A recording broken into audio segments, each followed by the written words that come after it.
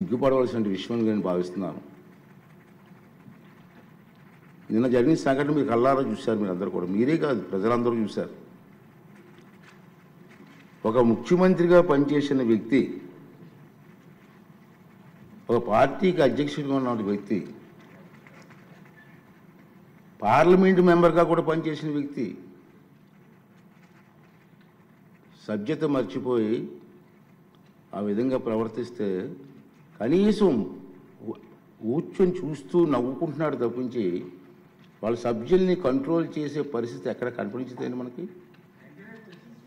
పైగా ఎంకరేజ్ చేస్తాడండి. ఇది సాంప్రదాయం అండి. ఇది సాంప్రదాయం అంటారా? సాంప్రదాయం ఏంటండి? ఇది ఒక ఉన్నతమైన వ్యక్తిని అగౌరవపరిచే విధంగా ప్లే కార్డ్స్ పట్టుకొని రావడం, కాగితాలు చింపి పోడియం మీద విసిరారు. అంటే గవర్నర్ మాట్లాడుతూ ఉంటే గవర్నర్ మీద, ఇది పద్ధతి కాదు. ఈ సాంప్రదాయం అంటాడు. ఏంటి సాంప్రదాయం నాకు అర్థం కాదండి. ఇది పద్ధతి కాదు, ప్రజాస్వామ్యం ఇది మంచి పద్ధతి కాదు.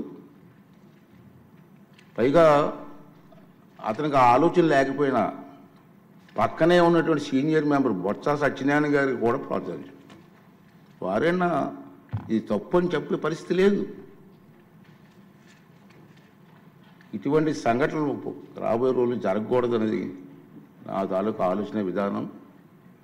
మీరందరూ కూడా గమనిస్తూనే ఉన్నారు. ఇది ఎందుకు చెప్తానంటే, ఇప్పటికైనా విజ్ఞతతో ప్రవర్తించాలని చెప్పి ఆ సభ్యులందరినీ కోరుకుంటున్నాను. సభ ద్వారా ప్రజాస్వామ్యం, పెద్దలు మనకు ఎంతో ప్రజాస్వామ్యాన్ని ఇచ్చారు, రాజ్యాంగాన్ని ఇచ్చారు. రాజ్యాంగానికి అనుగుణంగా మనం ప్రవర్తించాలి తప్పించి మన ఇష్టం వచ్చిన మాట్లాడుకుంటాం. సర్వ హక్కులు నాకే ఉన్నాయి, నేను మాట్లాడతాను అన్నది ఇది పద్ధతి కాదని చెప్పి ఈ సభ ద్వారా సభ్యులందరికీ, అన్ని పార్టీ సభ్యులకు కూడా మనం చేస్తున్నాను. అదే ప్రజలు కూడా దీన్ని గమనిస్తున్నారనే విషయాన్ని కూడా మనం చూసుకోవాలి. ఉంది మన గవర్నర్ ప్రసంగం అయింది నిన్న. ఈరోజు గవర్నర్ ప్రసంగం మీద చర్చ ఉంది. వాళ్ళకి ఏమైనా అభ్యంతరాలు ఉంటే ఈ చర్చలు పాల్గొనవచ్చు కదా, మాట్లాడే అవకాశం మనం ఇస్తాం కదా.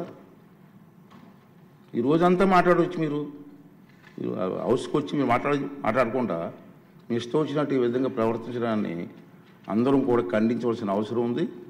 ఇటువంటి సంఘటనలు రాబోయే రోజుల్లో జరగకూడదు అనేది నా తాలూకు అభిమతం. ఈ రెండు విషయాలు మీ ముందు చెప్పాలని నేను ఈ మాట్లాడతానని చెప్పి మనం చేస్తూ, మరి ఇప్పుడు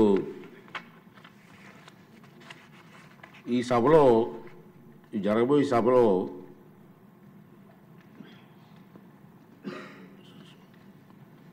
ప్యానల్